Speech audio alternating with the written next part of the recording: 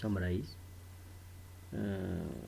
syllabus of unit 1 and 2, and of course to see application of ensemble theory. In this case we have considered an oscillator, that is classical oscillator in one dimension, and there are n number of oscillators. So we can write Hamiltonian of this oscillator in phase space Q and a P like this. So Pi square upon 2m, that is kinetic energy of your oscillator, and half kq of square. Q is having suffix I, that is potential energy of your oscillator. Here I you are varying from say 1 to n, and this oscillator has angular frequency omega that you can write you in terms of k as well as mass of the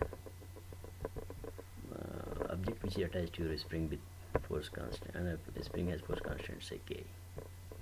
So Hamiltonian that is written for single molecule or single oscillator, say like this.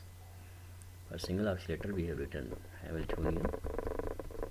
This one is general, in general for ith molecule oscillator, and this one is for says one oscillator we have written without writing suffix I. So P square upon 2m kinetic energy, half m omega square q square, where omega we have written k, that is equal to omega square m. So from this Hamiltonian we can determine partition function for a oscillator at temperature say beta. Beta is inverse temperature here. So Q and P both are varying from say minus infinity to plus infinity, e power minus beta h, that is Hamiltonian of a system, equation number 1. This you can solve. So we have dq upon dp upon h. It is basically volume corresponding to, or area in phase space corresponding to 1 microstate of an oscillator. Okay, dq is a volume element corresponding to position coordinate, dp volume element or say area element or volume element you can say for generalized moment. So we have 1 upon h integration minus infinity to plus infinity for q as well as for p, e power minus beta p square upon 2m, that we will integrate with respect to p, and also e power minus beta upon 2 m omega square q square dp. So one by one we can integrate. We would like to see this term first, which is written in the square bracket. So this we can solve using idea of gamma function, minus infinity to plus infinity equals minus beta upon 2 m omega square q square dq. So this integration limit we can have from 0 to infinity, and here we have multiplied it by 2. So now we are doing some substitution, and substitution is basically beta upon 2 m omega square q square, that is equal to x. We substitute here, and we have dq that we can write like this. Okay, when q is 0 you have x that is equal to 0, when q is infinity x is also infinity. So these are the two limits we have, 0 to infinity.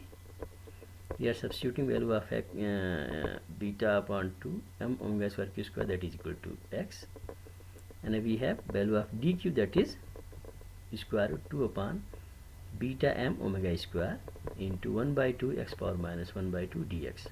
This we are substituting here, right? So this is a constant term.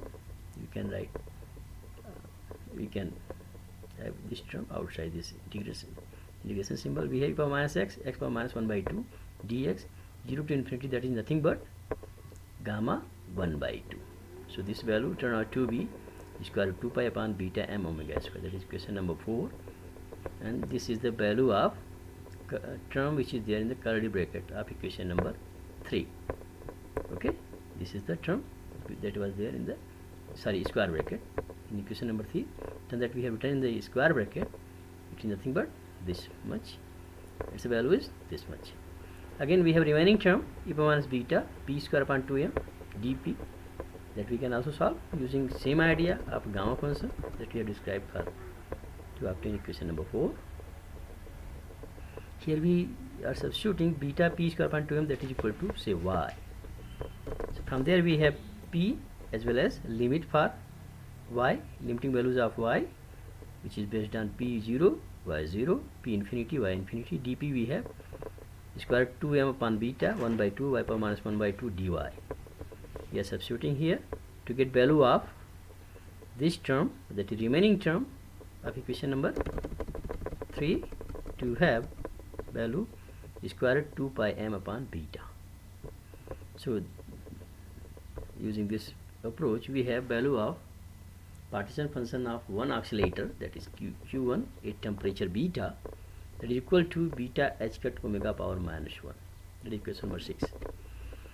So similarly, we can follow this approach to get partition function for n oscillators, that is nothing but one oscillator, partition function of one oscillator times capital N. These oscillators are independent, that's why we can write n particle oscillators, n oscillators of partition function like this.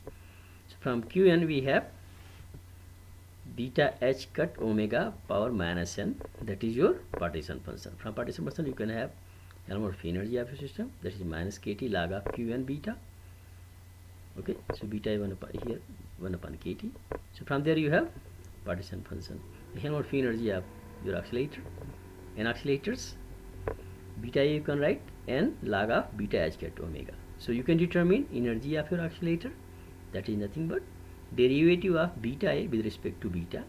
It will give you, so beta a, that is there given there, n log beta h cut omega. So when you differentiate it with respect to beta, what you will get? N. So this term capital N here, log log beta h cut omega you are differentiating, so you are getting 1 upon beta h cut omega in the denominator. So 1 upon beta you have kT, h cut omega in the denominator. You are further differentiating beta h cut omega with respect to beta, so you are getting h cut omega. So h cut omega in the numerator as well as denominator, they will cancel. You can cancel this denominator h cut omega with the term which is there in the numerator. So you are having energy of your n oscillator, that is nothing but n kT. Remember here equipartition theorem tells that half kT energy, average energy for each degree of freedom, corresponding to kinetic energy as well as corresponding to potential energy. So n oscillators are there. Each oscillator has half kT kinetic energy, half kT potential energy. That's why you have total energy, that is capital N kT. Now you can determine your own pressure of your oscillator P. There is no pressure V term in your Helmholtz energy, so derivative will give you pressure that is equal to 0. You can determine chemical potential, it is independent term, so you can have deva n of E, Helmholtz energy, that is kT log beta h cut omega, that you get your own. You can get your own entropy. You can determine following this value, using this value of A, that is given in the equation number 8, taking the derivative of A with respect to T. You can determine specific heat at constant volume, specific heat at constant pressure. Both of them will be same because there is no volume dependency. So Cp, Cv you will have same, and you have to repeat these calculations for another oscillator, that is quantum mechanical oscillator. So this was the case that we discussed in this topic, is a case of classical oscillator where T is a continuously varying, Qp we have continuously varying term. So that way you can have it is thermodynamics of your classical oscillator. Now you can have another oscillator that is that has energy that is quantized. So n h cut omega, n plus half h cut omega, that is energy of your oscillator, that is quantum mechanical, that has energy quantized. So quantum mechanical description you have. So total energy of oscillator is known to you, so you can determine its partition function as well as Helmholtz energy, and the following similar procedure you can have all the thermodynamic parameter of your quantum mechanical oscillator. Now we would like to sum the terms of all the topics of unit 1 and 2. So we have assignment now based on unit 1 and 2. So this question number 1 you have to do 1, 2, 3 and a 4, 1, 2, 3, 4 and a 5 you have to do your rough copy, and it is a part of your assignment.